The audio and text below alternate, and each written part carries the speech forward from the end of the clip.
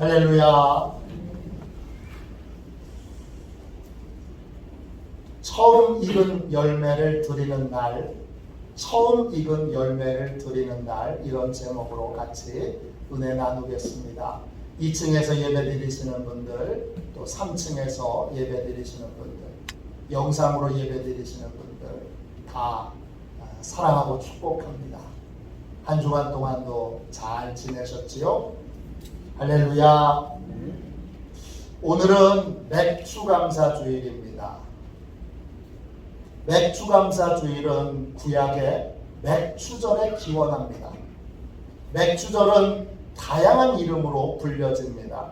맥추절, 초실절, 칠칠절, 오순절, 이게 다 같은 절기를 부르는 명칭입니다. 맥추절은 보리를 추수하는 절기라는 뜻입니다.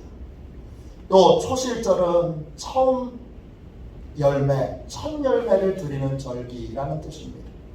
칠칠절은 6월절로부터 7일을 7번 지내서 오게 되는 절기.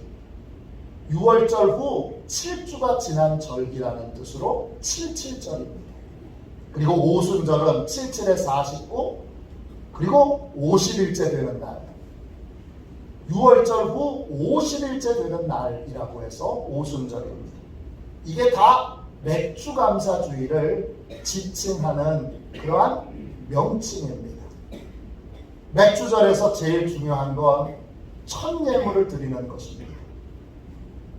첫 예물을 드리는 날, 이게 맥주감사주일입니다. 오늘 말씀 26절 보세요. 77절, 처음 익은 열매를 드리는 날에 너희가 여호와께 새 소재를 드릴 때에도 성회로 모일 것이요 아무 일도 하지 말을 것이며. 77절을 뭐라고 합니까? 처음 익은 열매를 드리는 날. 이렇게 아예 딱 규정해 놓았습니다. 맥주절은 처음 익은 열매를 드리는 날입니다. 농사를 짓는 분들은 첫 열매를 하나님 앞에 드리는 날이고, 그리고 그냥 평소에 직장에 다니면서 일하시는 분들은 하나님 앞에 특별히 첫 번째로 드려야 될 것들이 생길 때마다 드리는 것이 바로 이 첫 열매입니다. 왜 하나님은 첫 열매를 드리라고 우리에게 명령하셨을까요? 이스라엘 백성들은 출애굽한 다음에 40년 동안을 광야에서 생활을 했습니다. 광야는 사막입니다. 먹을 걸 구할 수가 없습니다.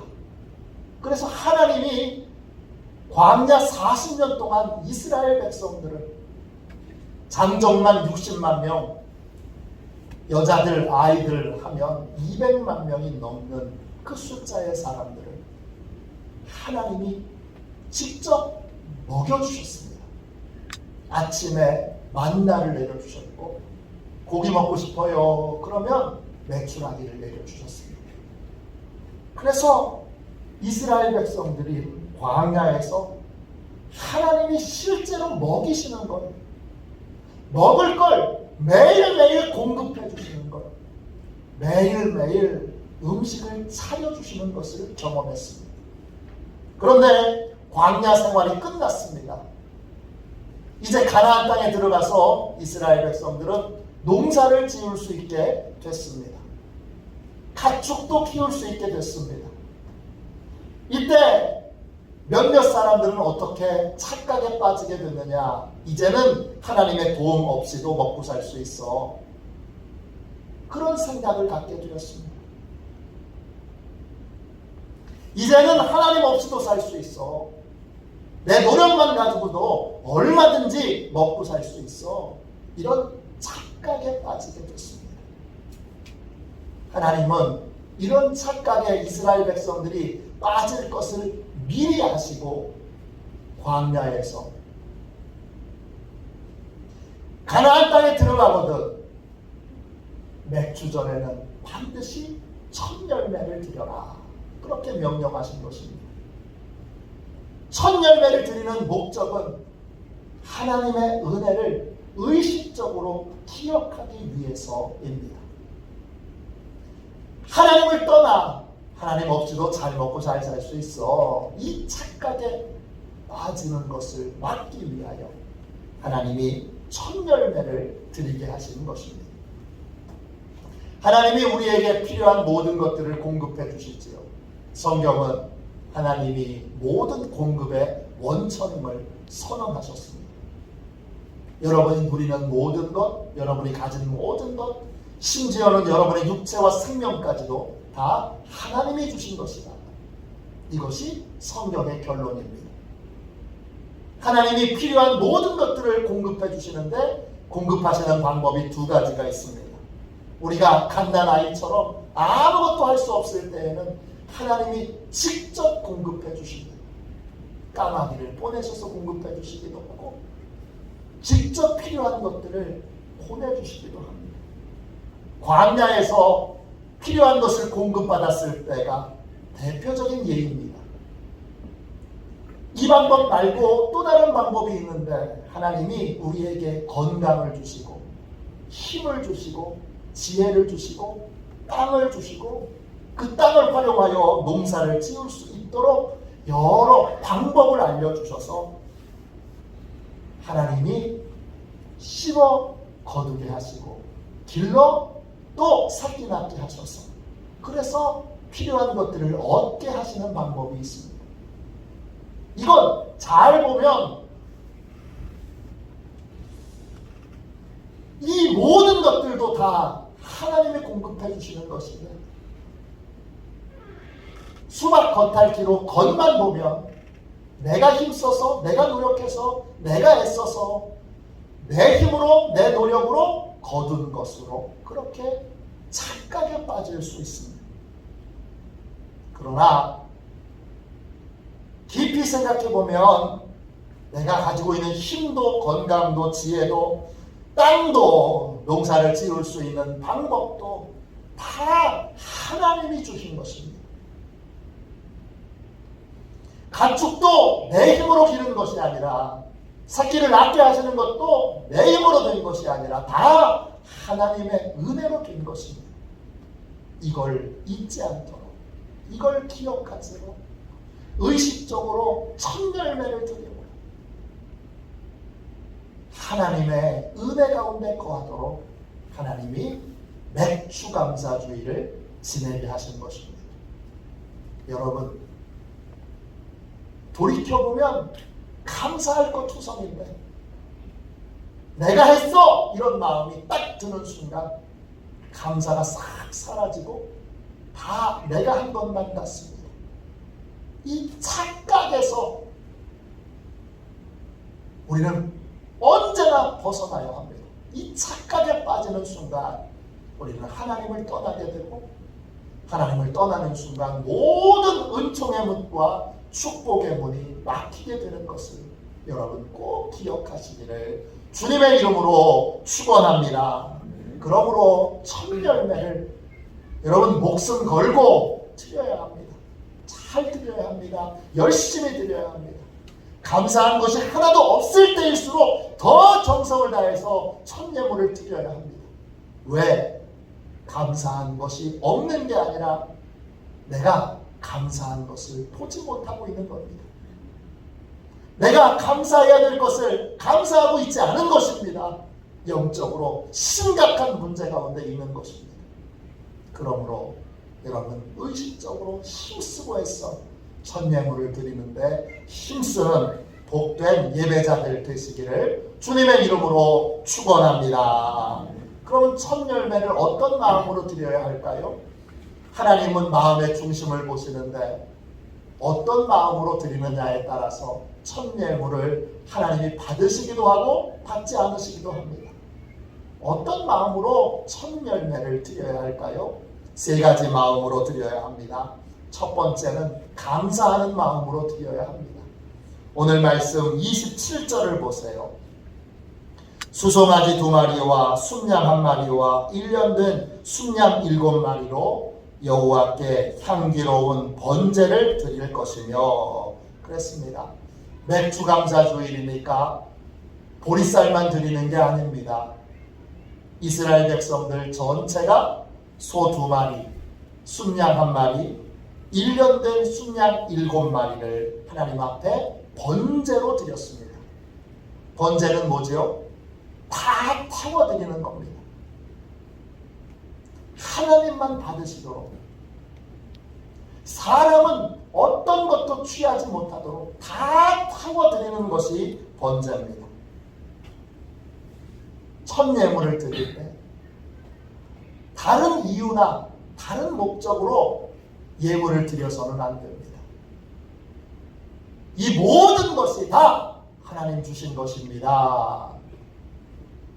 이 모든 것이 다 하나님의 은혜입니다. 오직 하나님께 대한 감사, 하나님만 받으시도록 하나님께 대한 감사만을 담아서 첫 예물을 드려야 합니다. 내가 얼마나 노력했는 줄 아세요, 하나님? 내가 얼마나 힘들었는 줄 아세요, 하나님? 제가 얼마나 노력했는 줄 아세요, 하나님? 그런 마음으로 드리는 건 여러분 첫 예물을 드리는 바른 태도가 아닙니다. 첫 예물은 번제로 드립니다. 다 태워. 이건 전적인 하나님의 은혜입니다. 고백하며 드리는 것, 그것이 바로 첫 열매입니다. 두 번째, 첫 열매는 어떤 마음으로 드려야 합니까?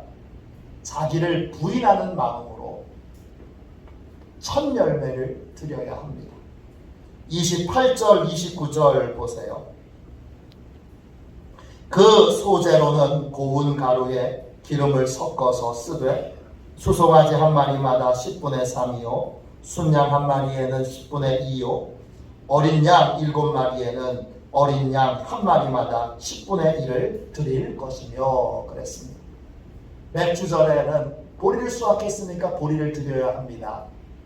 번제물과 함께 드리는데 어떻게 드리느냐? 보리를 그냥 드리지 않고 아주 잘게 부숴서 가루로 만들어서 번제물에 그 가루를 뿌립니다. 기름을 섞어서 뿌립니다. 이걸 소제라고 부릅니다.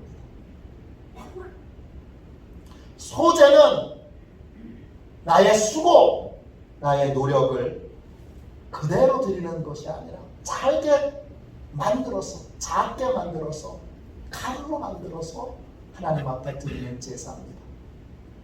쉽게 말하면 자기 부인의 예배를 드리는 것입니다. 내가 한 거 아무것도 없어요, 하나님. 정말 아무것도 없는 게 아니라 수고를 많이 했지만 하나님의 은혜가 없었다면 열매 맺을 수 없다는 걸 인정하며 하나님, 제가 한 건 정말 아무것도 없어요. 다 하나님의 은혜예요. 그렇게 고백하며 드리는 것이 첫 예물입니다. 내가 수고한 모든 것들, 내가 했지, 이게 탁 올라올 때마다 그걸 어떻게 해야 돼요? 가루로 부숴야 됩니다. 가루로 잘게 부숴서. 그래서 먼지, 바람을 부는 곳에 훅 던지면 날아가 버리고, 하나님, 제가 수고한 건 맞는데 제가 수고해서 열매 맺은 것 아니라 열매는 전적인 하나님의 은혜입니다. 그게 사실이고 맞잖아요. 비를 내려주시지 않았다면, 또 열매 맺도록 싹이 나게 해주시지 않았다면, 그러면 우리는 열매 맺을 수 없습니다. 우리가 수고한 건 맞지만 우리의 수고는 아무것도 아니고, 그리고 다 하나님이 열매 맺게 해주셨습니다. 내가 수고한 거 아무것도 아닙니다. 다 전적인 하나님의 은혜입니다. 이렇게 고백하며 드리는 것이 바로 첫 예물입니다. 세 번째, 첫 예물은 어떤 마음으로 드려야 할까요? 세 번째는 반성하는 마음으로 첫 예물을 드려야 합니다. 30절, 31절 보세요. 30절입니다. 또 너희를 속죄하기 위하여 순염소 한 마리를 드리되 너희는 다 흠없는 것으로 상번제와 그 소제와 전제 외에 그것들을 드릴 것이니라 그랬어요. 맥주절에 드려지는 제물 중에는 속죄의 제물도 있습니다. 속죄의 제물은 뭐죠? 용서받기 위해 드리는 제물입니다. 죄 있는 사람이 하나님 앞에 용서받기 위해 드리는 제물이 속죄의 제물입니다. 맥주절을 드릴 때, 첫 예물을 드릴 때 하나님은 흠없는 제물을 드리기를 원하십니다. 흠없는 예물을 드리려면 반드시 뭐가 있어야 될까요? 반성이 있어야 합니다. 자기 반성을 하고 예물을 드려야 됩니다. 나는 구원받은 자로 하나님 보시기에 합당한 믿음의 삶을 살았는가? 반성해야 합니다.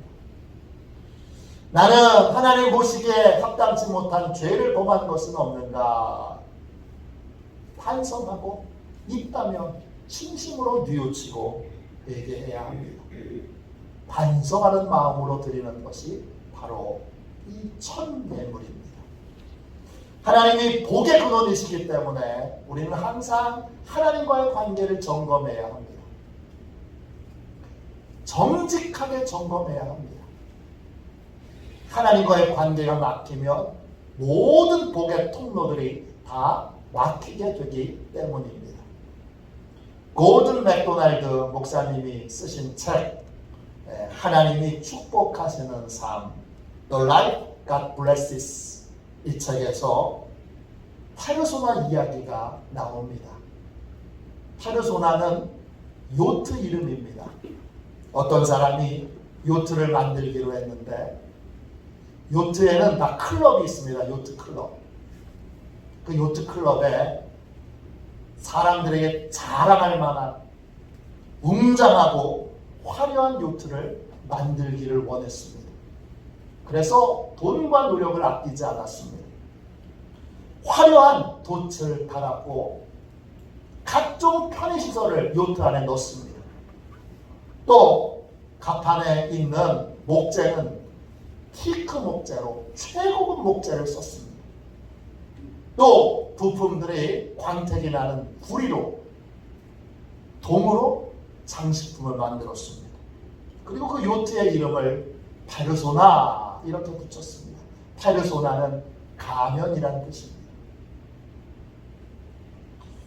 요트의 주인은 이 요트를 만들면서 이런 생각을 했습니다. 야, 사람이 안 보이는 곳, 그런 곳에 돈과 시간을 들여야 될 이유가 뭐지?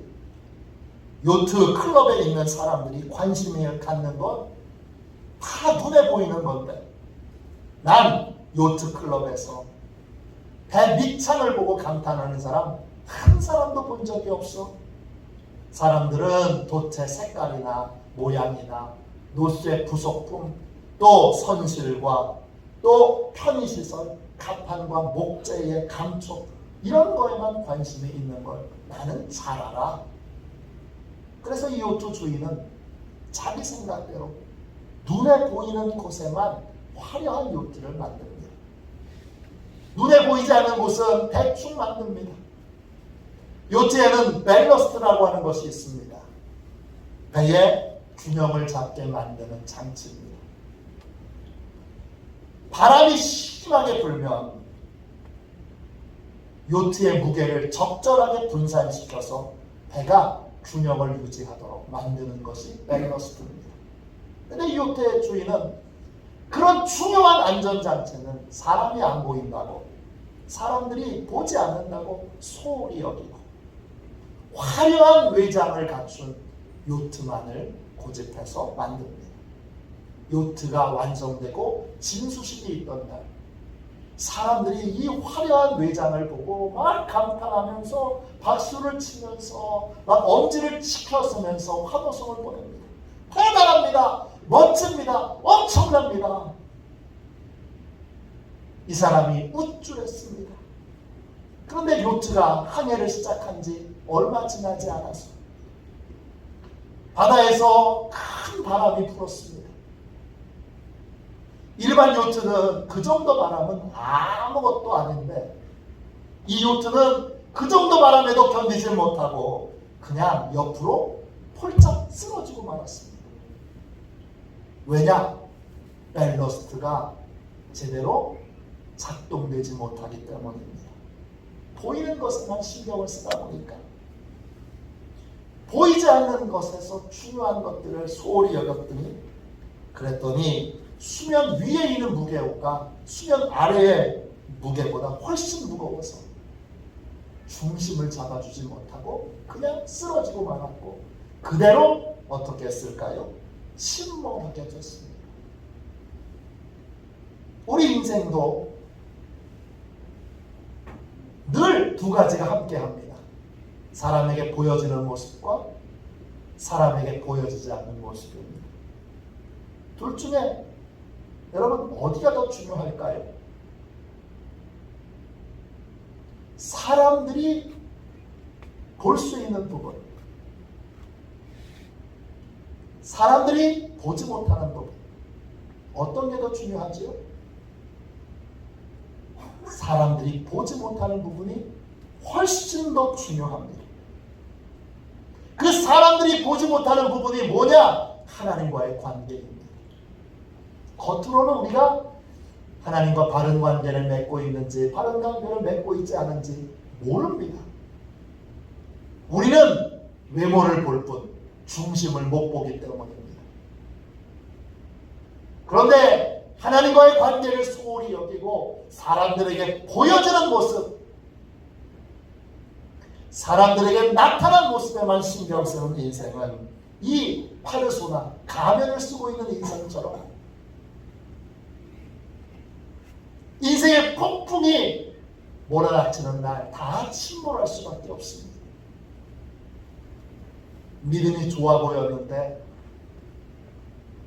환난 앞에서 믿음을 다 팽개치고 잃어버리고 그러다가 결국 몰락하는 인생들을 여러분은 많이 보셨지요? 저도 많이 봤습니다. 왜 이런 인생이 생깁니까? 눈에 보이는 모습에만 신경 쓰고 눈에 보이지 않는 하나님과의 관계는 신경 쓰지 않기 때문입니다. 맥주감사주의는 하나님과의 관계가 바로 정립되어 있는가 이거를 확인하는 날입니다. 그래서 반성하는 마음으로 첫 예물을 드려야 합니다. 보이지 않는 하나님과의 관계가 바로 잡혀지도록, 보이지 않는 하나님과의 관계가 바로 세워지도록 중심을 잡는 시간이 바로 이 맥주감사주일입니다. 맥주감사주일은 첫 열매를 드리는 날입니다. 첫 열매를 드리는데 여러분 생명 거셔야 합니다.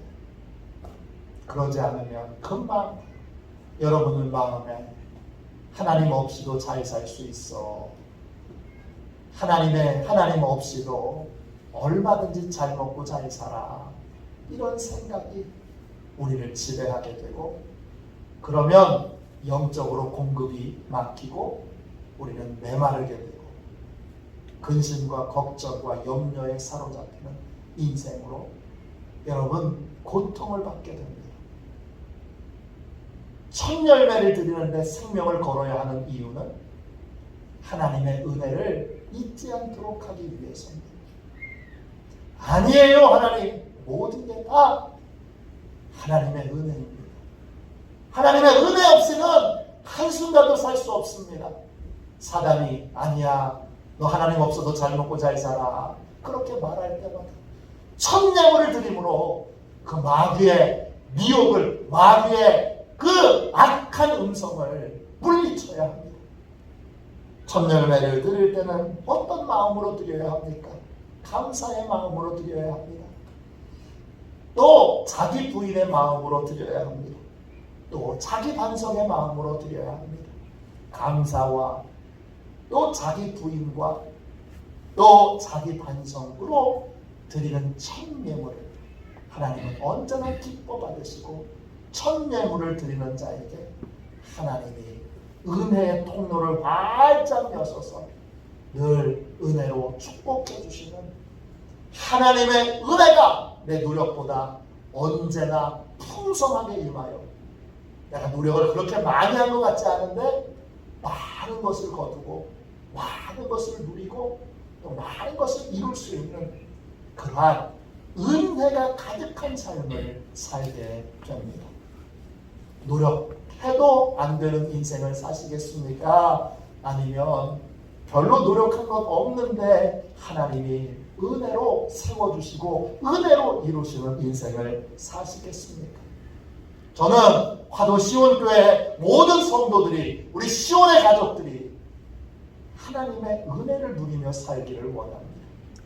오늘 첫 예물을 의식적으로 열심히 드림으로 여러분 이 은혜를 누리며 사는, 아우 제가 한 거 없는데 하나님의 은혜입니다. 저는 제가 목회하는 거를 할 때마다 하나님 앞에 고백하지 않을 수 없습니다. 제가 한 건 아무것도 없습니다. 근데 이 귀한 교회에 와서 하나님이 목회하게 해주셨잖아요. 저희 자녀들 제가 한 거 아무것도 없습니다. 저는 진짜 부끄러운 아빠입니다. 근데 하나님이 잘 키워주셨어요. 얼마나 감사한지 몰라요. 제 가정, 제 아내가 수고 많이 했습니다. 그렇게 좋은 아내를 얻게 해주신 것도 다 하나님의 은혜이죠. 우리 성도님들, 우리 교회 장로님들 얼마나 귀한 분들이고 좋은 분들이세요. 우리 권사님들, 집사님들 얼마나 좋은 분들이고 교회를 사랑하는 분들이고 하나님을 정말 사랑하는 분들이에요. 이런 분들, 이 귀한 분들을 만나서 함께 신앙생활을 하는 거 이게 너무 큰 은혜죠. 처음부터 끝까지 다 은혜예요.